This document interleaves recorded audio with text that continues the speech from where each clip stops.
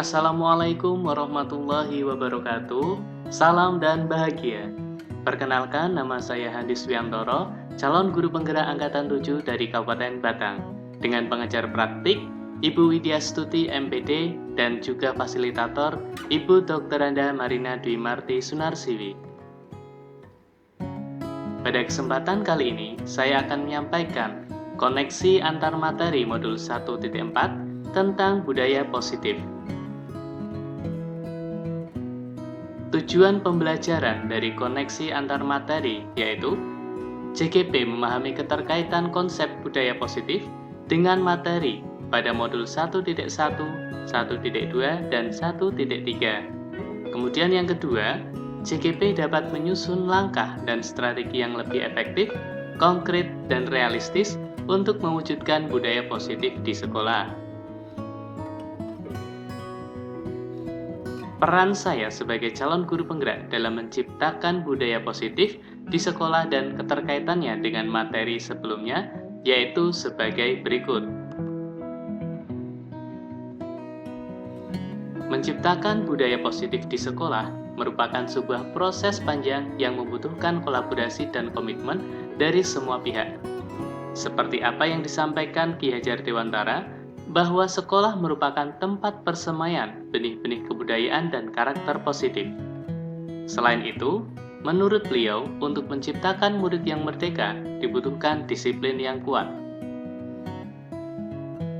Sebagai seorang calon guru penggerak, saya harus mampu mengenali, memahami, serta menjiwai nilai-nilai dan peran guru penggerak untuk dapat mewujudkan visi yang telah dibuat berdasarkan filosofi pendidikan Ki Hajar Dewantara.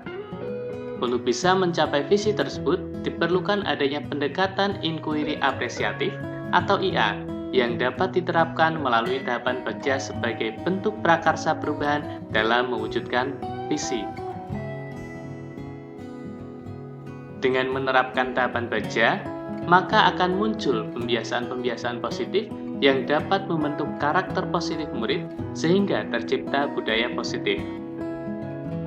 Budaya positif mengandung nilai-nilai kebajikan yang akan membentuk murid memiliki karakter profil pelajar Pancasila yang berasal dari dalam dirinya sendiri, sehingga tujuan pendidikan untuk memerdekakan murid bisa terwujud. Berikut merupakan skema koneksi antar materi modul 1.1 sampai dengan 1.4. Mulai dari filosofi Ki Hajar Dewantara, nilai dan peran guru penggerak, serta paradigma perubahan inquiry apresiatif, pendekatan baca untuk mencapai visi sekolah dengan menerapkan budaya positif, dan hasil akhirnya yaitu profil pelajar Pancasila. Berikutnya, refleksi pemahaman disiplin positif dan teori kontrol. Kata disiplin dimaknai sebagai sesuatu yang dilakukan seseorang pada orang lain untuk mendapatkan kepatuhan. Sebagai pendidik, tujuan kita adalah menciptakan anak-anak yang disiplin, yaitu disiplin diri, sehingga mereka bisa berperilaku dengan mengacu pada nilai-nilai kebajikan universal dan memiliki motivasi intrinsik atau motivasi dari dalam diri sendiri, bukan motivasi ekstrinsik atau yang berasal dari luar. Jadi, disiplin positif diartikan sebagai bentuk kontrol diri, yaitu belajar untuk kontrol diri agar dapat mencapai suatu tujuan mulia. Tujuan mulia di sini mengacu pada nilai-nilai atau prinsip-prinsip mulia yang dianut seseorang. Berikutnya, refleksi pemahaman teori motivasi. Ada 3 motivasi perilaku yang dimiliki oleh setiap manusia. Yang pertama, yaitu motivasi untuk menghindari ketidaknyamanan atau hukuman. Yang kedua, motivasi untuk mendapatkan imbalan atau penghargaan dari orang lain.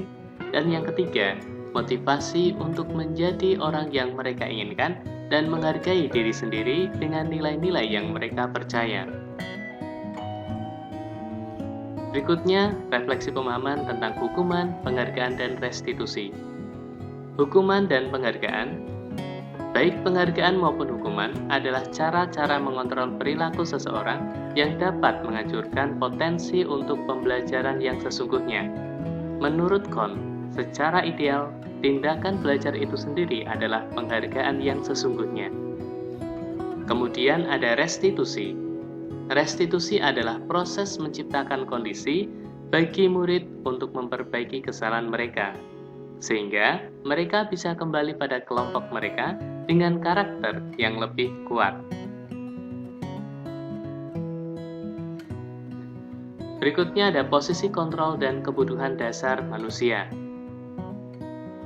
Ada 5 posisi kontrol yang dimiliki oleh seorang guru dalam melaksanakan restitusi, yaitu 1 sebagai penghukum, 2 sebagai pembuat merasa bersalah, 3 sebagai teman, 4 sebagai pemantau, dan 5 sebagai manajer. Peran kontrol sebagai manajer merupakan yang paling ideal untuk diterapkan dalam memecahkan sebuah permasalahan atau mengatasi kesalahan anak yang berupa pelanggaran keyakinan. Kemudian, kebutuhan dasar manusia. Manusia mempunyai 5 kebutuhan dasar, yaitu kebutuhan bertahan hidup, kasih sayang, dan rasa diterima. Penguasaan atau kebutuhan pengakuan atas kemampuan, kebebasan atau kebutuhan akan pilihan, dan kesenangan atau kebutuhan untuk merasa senang. Kemudian refleksi pemahaman tentang keyakinan kelas. Keyakinan yaitu nilai-nilai kebajikan universal yang disepakati secara tersirat dan tersurat. Seseorang akan lebih tergerak dan bersemangat untuk menjalankan keyakinannya daripada hanya sekedar mengikuti serangkaian peraturan tertulis tanpa makna. Murid-murid pun demikian.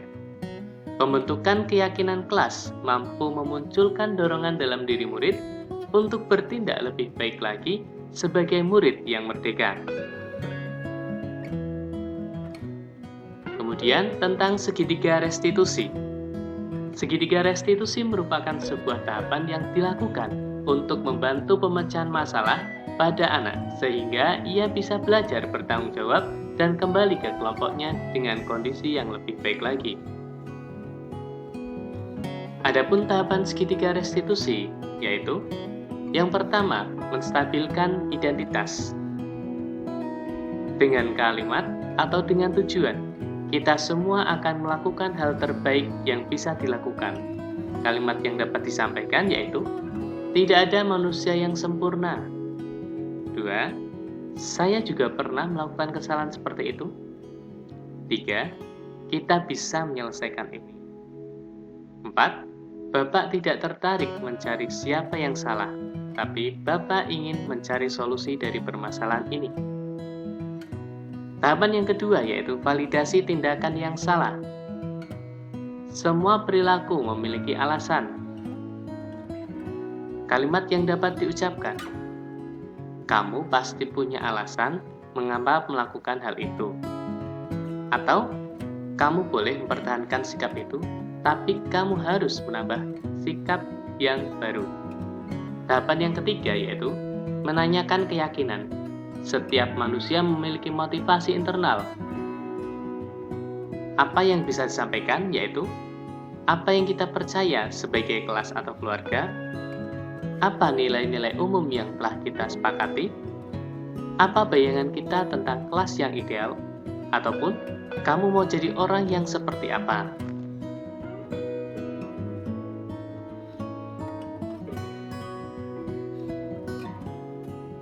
Berikutnya, perubahan positif. Perubahan yang terjadi pada cara berpikir saya dalam menciptakan budaya positif di kelas maupun di sekolah setelah mempelajari modul.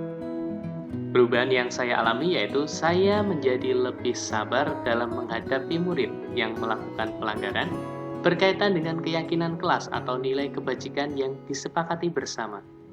Selain itu, membuat murid lebih termotivasi secara intrinsik untuk bertanggung jawab atas pelanggaran yang telah dibuat dengan menggunakan posisi kontrol sebagai manajer, bukan sebagai penghukum.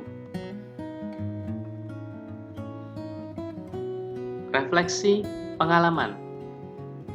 Pengalaman seperti apakah yang pernah Anda alami terkait penerapan konsep-konsep inti dalam modul budaya positif, baik di lingkup kelas maupun sekolah Anda? Pengalaman yang pernah saya alami terkait penerapan budaya positif yaitu ketika saya tidak lagi menggunakan posisi kontrol sebagai penghukum ataupun pemantau untuk meningkatkan kedisiplinan murid.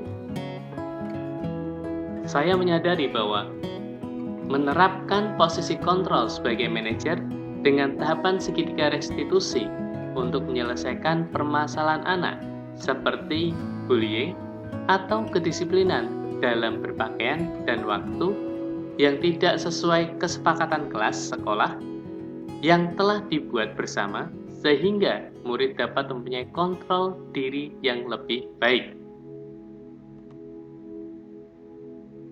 Berikutnya, refleksi perasaan.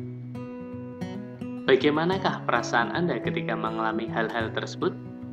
Perasaan saya pada saat itu, atau saat menyelesaikan masalah, yaitu saya menjadi lebih tenang dan tidak mudah terpancing untuk segera menghukum anak atas pelanggaran yang diperbuat. Saya merasa senang karena murid yang melanggar keyakinan kelas dapat bertanggung jawab atas keyakinannya dan kembali ke kelompok dengan kondisi yang lebih baik. Refleksi pembelajaran. Terkait pengalaman dalam penerapan konsep-konsep tersebut, hal apa sajakah yang sudah baik? Adakah yang perlu diperbaiki? Hal baik yang sudah saya lakukan, yaitu saya berhasil memfasilitasi pembuatan keyakinan kelas. Sedangkan hal yang perlu diperbaiki yaitu cara saya berkomunikasi dalam menerapkan posisi kontrol sebagai manajer dengan tahapan segitiga restitusi untuk menyelesaikan pelanggaran yang dilakukan murid. Terkadang masih kurang tegas atau masih ragu-ragu, sehingga seiring berjalannya waktu saya harap lebih mantap dan dalam menerapkan segitiga restitusi.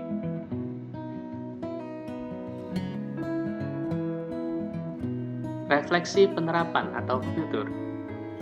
Sebelum mempelajari modul ini, posisi kontrol yang lebih sering saya terapkan dalam menangani pelanggaran murid yaitu saya lebih sering menerapkan posisi kontrol sebagai pemantau dan juga pembuat rasa bersalah. Mencatat pelanggaran yang dilakukan sembari menasihati agar dia merasa bersalah pada orang tuanya. Perasaan saya saat menerapkan itu saya merasa was-was karena khawatir anak tersebut akan mengulangi kesalahan yang sama dan menyepelekan saya. Namun, setelah saya mempelajari modul ini, saya mengambil posisi sebagai manajer dan itu membuat saya merasa tenang dalam berkomunikasi. Agar dalam diri anak tersebut muncul kesadaran atas dasar keyakinannya sendiri, bukan karena faktor lain, sehingga saya senang ia bisa menjadi pribadi yang lebih baik lagi. Sebelum mempelajari modul ini, mungkin saya pernah menerapkan salah satu tahapan segitiga restitusi, yaitu memvalidasi tindakan yang salah, dan belum mengaitkannya dengan 5 kebutuhan dasar manusia. Biasanya, ketika menjumpai anak yang melakukan pelanggaran, saya akan menanyakan dulu alasan ia melakukan pelanggaran tersebut. Setelah itu, baru memberikan konsekuensi yang tepat sesuai riwayat pelanggaran yang dibuat, bukan hukuman fisik yang bertujuan untuk menimbulkan efek jera.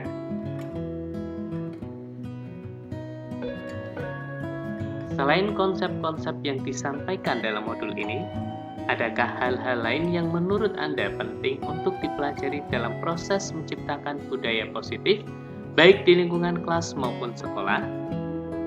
Selain konsep dalam modul ini, hal lain yang menurut saya penting, yaitu adanya komitmen dan kolaborasi antar elemen dalam lingkup sekolah untuk bisa mewujudkan budaya positif yang dapat menghasilkan murid yang merdeka, berkarakter, profil pelajar Pancasila.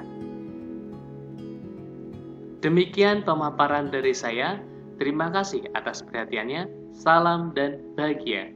Wassalamualaikum warahmatullahi wabarakatuh.